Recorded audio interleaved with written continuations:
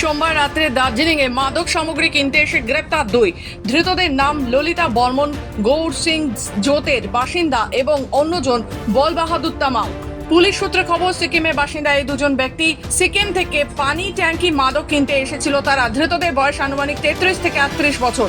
জানা গিয়েছে সোমবার রাত্রে খড়িবাড়ির পানি ট্যাঙ্কির ওভারব্রিজ সংলগ্ন এলাকায় অভিযান চালায় খড়িবাড়ির পানি ট্যাঙ্কি ফাঁড়ির পুলিশ। ঠিক তখনই সন্দেহভাজন দুজনকে আটক করে পুলিশ এবং তাদের ওপর তল্লাশি চালানো হয়। পুলিশ সূত্রে জানা গিয়েছে ধৃত ব্যক্তি সিকিম থেকে পানি ট্যাঙ্কি মাদক কিনতে এসেছিল। তল্লাশি চলাকালীন তাদের কাছ থেকে উদ্ধার হয় 52 গ্রাম ব্রাউন সুগার এবং 19 বোতল নিষিদ্ধ কাপ সিরাপ সহ প্রায় লক্ষাধিক টাকা।